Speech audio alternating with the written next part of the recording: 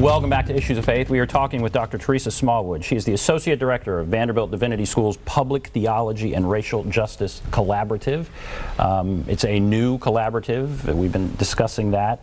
And as we went to break, I wanted to ask, all right, it's been said the most segregated time of the whole week is the hour of worship on Sundays.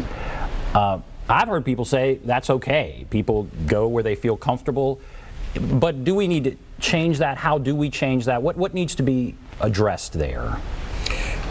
Thank you for that question. I would say that I've heard that all my life. Since I was a little girl in northeastern North Carolina, I've heard people say it's the most segregated hour. And I think it points to a very important place that we are in America. Because what I find is that more and more people are coming together across ethnicities, across race, and we are coming to grips with the fact that not every communion has the answer. There is a need for us to begin to see our theological bents as a part of a composite drawing, bringing together everything that puts into focus an image that we all can agree on. And so I think that rather than to conclude that we're segregated, I'd like to say that this is a rallying call to come together. And most of what I'm expecting is that we will have people all over Nashville buying into this because we realize the importance of bringing folks together who have not been together in the past.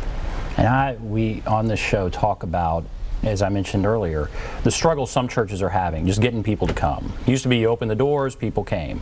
It's not that way. There's certainly plenty of churches that are doing great, but there's some that are struggling.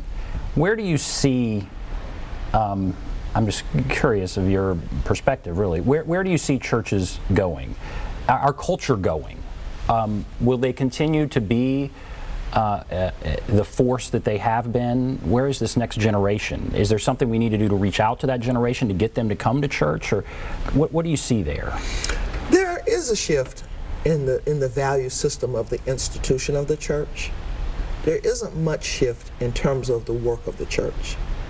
Now what I'm finding is that young people who claim to be the nuns, people who are not a part of any particular communion, are still helping to do the work. I happened to have been at a training the other night for Open Table Nashville. Most of the folk there were young people. Now, were they connected to any particular church? I don't think so. But they came to the church for the purpose of training. So I see the church still having its anchor in the capacity to train people, but not to stay in the walls, but to go out and to serve. And if the church will embrace that kind of vision, it will sustain itself because it is the work of the Spirit to move people all over the world. I think people are desperate to make a difference. They just don't know how, or it's hard to do it on a specific sort of timetable. They want to do it on their own time. And churches perhaps can adjust to this kind of change in our culture and society. Yes. It doesn't mean they become irrelevant. Absolutely. And so with what you're doing with this collaborative, it's just getting started. Kind of walk us through the structure. You'll do what? What's the first thing you're going to do? So I hit the ground running June 1, and I've been here long enough to have gone around the city to meet the people who I believe are doing the real work of the church. My hope is to build relationships, to establish networks, to communicate the exemplar that I believe Nashville in particular holds for the nation. We have some of the best of folk who are doing what they would call social justice, but what I would term lived theology. And so what I want to be able to do through this structure is to present programming, to present opportunities for folk to come together to talk. Our first real official launch will take place on September the 28th. And we'll go to the Ruby, outside of the Vanderbilt connection, and to a place where the community can gather. And the purpose of that is to say to folks, we want to collaborate with you. See, the Vanderbilt Divinity School is known for having the school of the prophets, Schola Prophetarum. And that is wonderful, it's erudite, it's a part of what academe offers. But what we also know is that there are, in the words of a very strong millennial leader, Jennifer Bailey, there are some street prophets with just as much to offer and just as much stamina to give to this quest.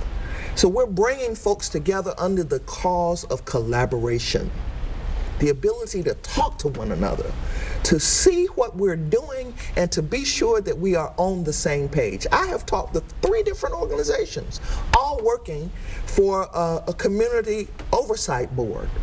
Are they talking together? Are they working together? Have they found out that there are strength in numbers? That's the work of the collaborative, to see to it that we connect folk who are doing good work. And is this a Nashville thing, or is it national?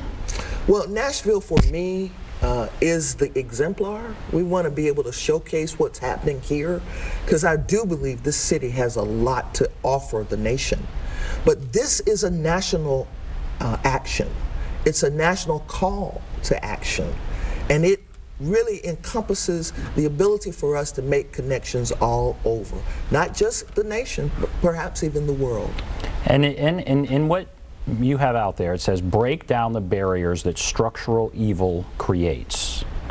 So we have 3 minutes left here. How do you do that? So you're going to bring these people together. I think that's great.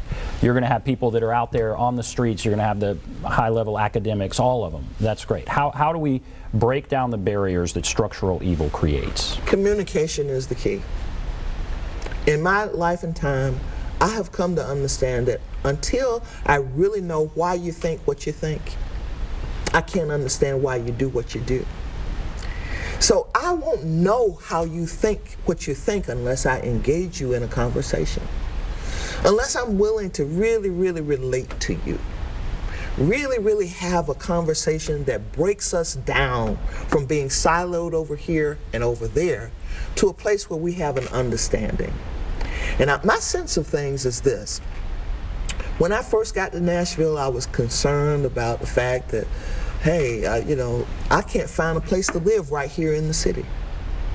Couldn't afford it. But I talked to a number of people who helped me get direction, and now I've leveled myself in a wonderful place just outside the city called Bellevue. In Bellevue, I found neighbors that I would not have known had I not been open to really becoming relational.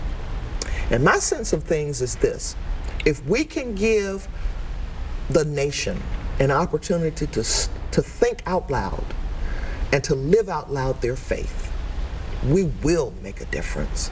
It may not break down all structural evils, but it will certainly go the gambit in trying. Are we at a place where we can do that when people do, you know, they segregate themselves with social media or whatever, and all they ever hear, in some cases, are just reinforcing the things they already believe? It's so much easier now to isolate yourself. Mm-hmm. We have 1 minute. How do we get past that? Well, one of the real foci of this particular organizational effort is to use media to train our young people. We don't accept that we can't do anything the others are doing. We want to be on Twitter, we want to be on Facebook, we want to be on every social media outlet there is, because if there's a narrative that seems to be raising itself up as evil, there has to be a counter narrative that comes around and says, no, not today. Well, Dr. Teresa Smallwood, welcome to Nashville. Thank you for being here. Good luck with what you're doing, the Vanderbilt Divinity School's Public Theology and Racial Justice Collaborative. Thank you. Thank all of you for watching Issues of Faith. Have a great day, everybody.